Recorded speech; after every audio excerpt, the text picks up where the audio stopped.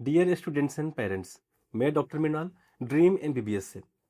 और जब भी हम एमबीबीएस अब्रॉड की बात करते हैं, एमबीबीएस इन रसिया हमेशा टॉप चॉइस रहता है इंडियन स्टूडेंट्स के लिए। और यहाँ पे एक लार्ज नंबर में इंडियन बच्चे हर साल मेडिकल की पढ़ाई करने जाते हैं। इसके बहुत से रीजंस हैं। सबसे बड़ा रीजन ये है कि वो इंडियन स्टूडेंट्स के लिए एक सेफेस्ट ऑप्शन है। इंडिया रसिया का डिप्लोमेटिक रिलेशन बहुत ही अच्छा है। साथ ही साथ वहाँ पे क्वालिटी ऑफ मेडिकल एजुकेशन भी बहुत अच्छी है। 18 नवंबर 2021 के बाद एनएमसी ने जब एफएमजीएल रेगुलेशन 2021 जारी किया, उसके बाद बच्चे और पेरेंट्स के बीच में एक कंफ्यूजन बहुत जोर शोरों से है कि एफएमजीएल के रूल वहां फॉलो हो रहे हैं कि नहीं हो रहे हैं। एफएमजीएल में एनएमसी गैजेट में बहुत सी बातें लिखी हुई हैं। बच्चों और पेरेंट्स के बीच में बाकी सब बातों के लिए उतना कंफ्यूजन नहीं है जितना सिर्फ एक रूल के लिए है।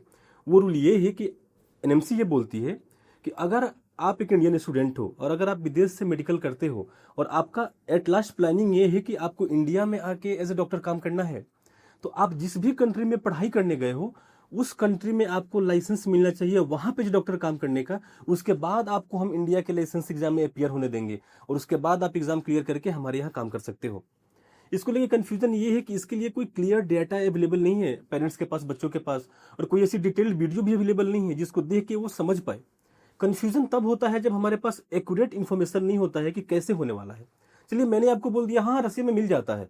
कैसे मिल जाता है, स्टेप क्या है, प्रोसेस क्या है, जब तक ये बेसिक चीज नहीं पता होगा तब तक आप कंफ्यूज रहेंगे। और कंफ्यूज रहेंगे तो एक डर बना रहेगा, और इसी डर को हटाने के लिए मैं ये वीडियो कर रहा हूँ। इस वीडियो को करने के लिए मैंने कोई गूगल से डाटा नहीं उठा लिया है, चैट जीपीटी से या जेमिनाई से, कि मैं कुछ डिटेल्स लेके हल्का फुल्का वीडियो कर दूं। इस वीडियो को करने के लिए मैं पिछले 5 दिनों से रिसर्च कर रहा हूँ।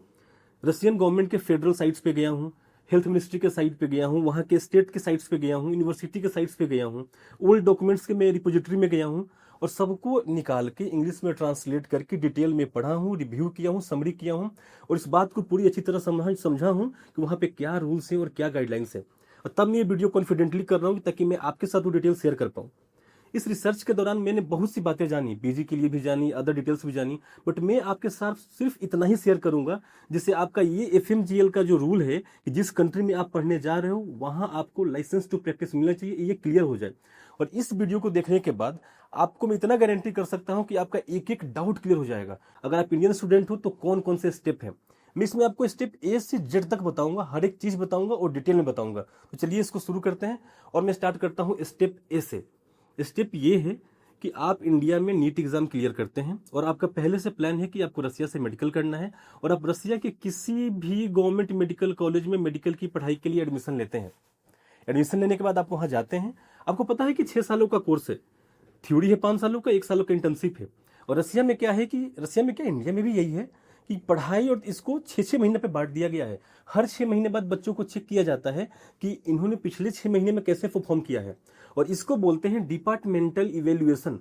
कि डिपार्टमेंटल इवेल्युएशन हुआ कि पिछले 6 महीने में इसका परफॉर्मेंस ऐसा रहा है, ताकि अगर कुछ गड़बड़ हुआ हो तो उसको हम दोबारा ठीक कर सकें और बच्चे को ज्यादा टाइम वेस्ट ना हो, उस 6 महीना ही वेस्ट हो उसको ठीक करने में।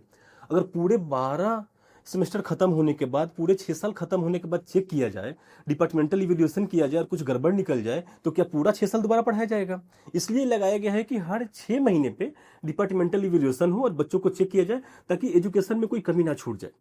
तो आपका जब कोर्स 6 साल का है तो पूरे 12 बार आपका डिपार्टमेंटल इवेल्युएशन होता है। 12वां डिपार्टमेंटल इवेल्युएशन आपका लास्ट डिपार्टमेंटल इवेल्युएशन होता है। उसके बाद आपकी पढ़ाई कंप्लीट हो जाती है, आपकी इंटर्नशिप कंप्लीट हो जाती है। इसके बाद यूनिवर्सिटी क्या करती है, जिनका भी पूरे के पूरे 12 के 12 डिपार्टमेंटल इवेल्युएशन में अच्छा परफॉर्मेंस होता है, कोई भी कमी नहीं होती है, यूनिवर्सिटी के पैरामीटर्स को फुलफिल करते हैं कि यानी कि हाँ, पढ़ाई में इस बच्चे ने कोई कमी नहीं की है, हर एंगल से सेटिस्फाई किया है सारे रूल्स और रेगुलेशंस को, इसको डिग्री दिया जा सकता है। फिर उसका एक अलग टेस्ट आता है जिसको बोलते हैं रसिया में गोस एग्जाम। ये सारी बातें जो बता रहा हूँ मैं रसिया के हवाले से ही आपको बता रहा हूँ। गोस एग्जाम जो होता है वहां का स्टेट एग्जाम होता है, उसमें सिर्फ इंडियन बच्चे नहीं बैठते हैं। जैसे कि मान लीजिए 2026 में रसिया के किसी कॉलेज से एक बैच ग्रेजुएट हो रहा है मेडिकल का, तो जो उसमें इंडियन बच्चे पढ़ रहे हैं वो भी देंगे, जो उसमें लोकल बच्चे वहां के पढ़ रहे हैं वो भी देंगे। ये सबके लिए एक यूनिफाइड एग्जाम है, स्टेट एग्जाम है, गोस एग्जाम है। इसको क्वालिफाई करने के बाद ही आपको डिप्लोमा मिलता है, यानी कि आपको डिग्री मिलता है। एक कंफ्यूजन यहाँ पे बच्चों के बीच में जो है उसको क्लियर कर दूं कि गोस एग्जाम रसियन में ही होता है। अब वो बात नहीं रह गई है, अब वो नौबत नहीं रह गई है। ये बात मैं आपको ऑन ग्राउंड रियलिटी पे बता रहा हूँ। जो इंटरनेशनल स्टूडेंट है, 90% यूनिवर्सिटीज में जो गोस एग्जाम इंडियन बच्चों का लिया जा रहा है वो इंग्लिश लैंग्वेज में लिया जा रहा है। वो पूरा का पूरा एग्जाम इंग्लिश में हो रहा है, तो बच्चों को कोई दिक्कत नहीं आ रही है। गोस एग्जाम जो होता है अब कैसे होता है देखिए, इसमें 2-3 शॉर्ट क्वेश्चंस होते हैं, एक इंटरव्यू होता है और एमसीक्यूज होते हैं कुछ। ये बाहर से कुछ फैकल्टी जाते हैं जो बच्चों के साथ कंडक्ट करते हैं। इसमें 3 से 4 दिन लगता है। देखो क्या है कि बच्चे बहुत होते हैं ना, इंडियन बच्चे 200-300 हैं, लोकल बच्चे 600-700 हैं, तो 1000 बच्चों का स्टेट एग्जाम करना है, तो 2 से 3 से 4 दिन तो इसमें लगना ही लगना है। और डे 1 में चलिए एक इंटरव्यू हो गया, डे 2 में एमसीक्यू हो गया, डे 3 में शॉर्ट जो क्वेश्चन है वो हो गए। आपने सबको क्वालिफाई कर लिया तो गोस एग्जाम में 4 पॉइंट मिल गया, 5 पॉइंट मिल गया। अगर क्वालिफाई कर लिए तो आपका नाम चला जाएगा यूनिवर्सिटी के पास कि ये बच्चा 12 के 12 डिपार्टमेंटल एवल्यूशन को क्लियर कर चुका है अच्छे से। उसके बाद जो हमने स्टेट एग्जाम कंडक्ट किया, जो हमने गोस एग्जाम कंडक्ट किया, इसको भी क्वालिफाई कर चुका है। अब इसको डिप्लोमा दिया जाए यानी कि डिग्री दिया जाए। ये लास्ट स्टेप था डिग्री के लिए। आपको फिर यूनिवर्सिटी डिप्लोमा और डिग्री देती है। डिप्लोमा और डिग्री मिलने का मतलब ये होता है कि आपने मेडिकल की पढ़ाई पूरी तरह से कंप्लीट कर ली है, थियोरेटिकल इंटर्नशिप, और यूनिवर्सिटी के और उस स्टेट के हर एक लॉ को पूरी तरह सेटिस्फाई करते हैं, पढ़ाई में आपकी कोई कमी नहीं है। You have completed the study of medical education, general medicine, and now you are a doctor. ठीक है, अब यहाँ पे आता है पॉइंट, अभी तक जो चल रहा था कि जो इंडियन बच्चे वहां पढ़ाई करते थे, गोस करते थे और डिप्लोमा लेके इंडिया वापस आ जाते थे। इंडिया वापस आके अपने लाइसेंस एग्जाम में बैठते थे, अगर क्लियर कर पाते थे तो इंडिया में काम करते थे, क्लियर नहीं होते थे तो दोबारा एग्जाम देते थे। बट अब ऐसा रूल नहीं है, जो भी बच्चे 21 के बाद गए हैं उनको तो वहां लाइसेंस लेके आना है, तभी इंडिया में अपियर हो सकते हैं। तो अब वो क्या करेंगे, ये है मेन पॉइंट। तो जैसा कि लोकल बच्चे वहां के करते हैं वैसा आप करोगे। अब ये यूनिवर्सिटी को इन्फॉर्म करेंगे कि हमें यहाँ पे लाइसेंस जो मिलता है एज ए डॉक्टर काम करने का, प्रैक्टिस करने का, वो चाहिए। इसके लिए हमें अपना नाम सबमिट करना है यूनिवर्सिटी को। आप यूनिवर्सिटी को नाम दोगे कि हम इंटरेस्टेड हैं।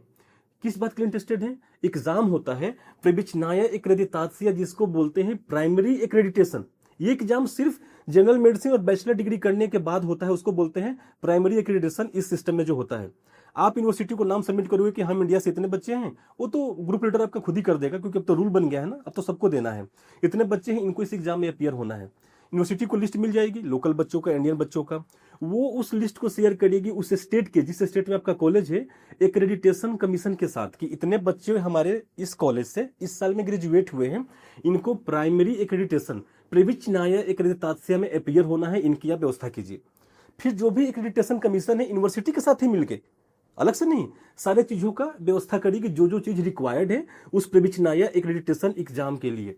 उसके बाद एक डेट अनाउंस होगा, और डेट अनाउंस जिस दिन होगा उस दिन सारे बच्चों का वो एग्जाम होगा। जनरली 2 दिन में हो जाता है, जब बच्चे ज्यादा होते हैं तो 3 दिन में होता है। जो जो बच्चे एग्जाम को क्लियर करेंगे उनके डेटा को अपलोड किया जाएगा। कहां पे किया जाएगा? Unified state health information portal पे। ये पोर्टल किसी स्टेट का नहीं है, यूनिफाइड स्टेट पोर्टल है, यानी कि रसिया की फेडरल गवर्नमेंट का है। उस पे हर स्टेट में जितने भी कॉलेज हैं, जहां जहां प्रेबिचनाया एक्रेडितासिया यानी कि प्राइमरी एक्रेडिटेशन का एग्जाम हुआ है, जो जो बच्चे क्वालिफाई हुए हैं, सबका डिटेल्स अपडेट हो जाएगा। ये जो डिटेल्स उस पोर्टल पे अपडेट होगा, यही है आपका license to practice in Russian Federation. उसके बाद आप रशियन फेडरेशन में कहीं भी काम कर सकते हैं। वहां पे आपका नाम अपडेट हो गया, जैसे ही आप क्लियर करोगे 1 से 2 दिन में अपडेट हो जाएगा। आप इंडिया आ जाइए, इंडिया के एग्जाम में अपियर हुई, एग्जाम को क्लियर कीजिए, इंडिया में से डॉक्टर काम कीजिए। एनएमसी को भी चेक करना होगा, एनबीएमएस को भी चेक करना होगा, जिस भी मेडिकल काउंसिल को चेक करना होगा, ये उसी पोर्टल पे जाके चेक करेंगे कि इस बंदा का नाम, इस स्टूडेंट का नाम वहां अपडेट है कि नहीं। अगर उस पर अपडेट है तो इसको उस कंट्री में लाइसेंस मिल चुका है प्रैक्टिस करने का, आप वहां काम करो, आप इंडिया वापस आ जाओ। लेकिन ये जो unified state health information portal है, यहाँ पे अपडेट होना ही आपका लाइसेंस टू प्रैक्टिस है। और यहाँ अपडेट कैसे होंगे? जब आप एग्जाम क्लियर करोगे प्रेबिचनाया एक्रेडितासिया। अब एक बात और बता दूं, प्रेबिचनाया एक्रेडितासिया जो एग्जाम है ये कैसे होता है, कितने क्वेश्चंस होते हैं, किस लैंग्वेज में होता है, कितने स्टेप में होता है, ये सब इस वीडियो में नहीं बताऊंगा, क्योंकि वीडियो ऑलरेडी लंबा हो चुका है। ठीक अगली वीडियो में मैं सिर्फ इस एग्जाम के बारे में बताऊंगा कि जो एग्जाम होता है प्राइमरी एक्रेडिटेशन, ये कैसे होता है। E to Z डिटेल्स इस एग्जाम के बारे में, क्वेश्चन तक बताऊंगा, क्वेश्चन के पैटर्न्स तक बताऊंगा। Keep watching our video to understand all the confusions and concepts of MBBS abroad. मैं ये वीडियोस करता हूं ताकि आपको कोई डाउट ना रहे, ताकि आपको कोई कंफ्यूजन ना रहे। ये वीडियो मैंने सिर्फ एक इस पॉइंट पे डिटेल में किया है, और आगे भी वीडियोस करता रहूंगा। आपको कुछ स्पेसिफिक जानना हो, कोई डाउट हो, तो आप हमसे कमेंट बॉक्स में पूछ सकते हैं।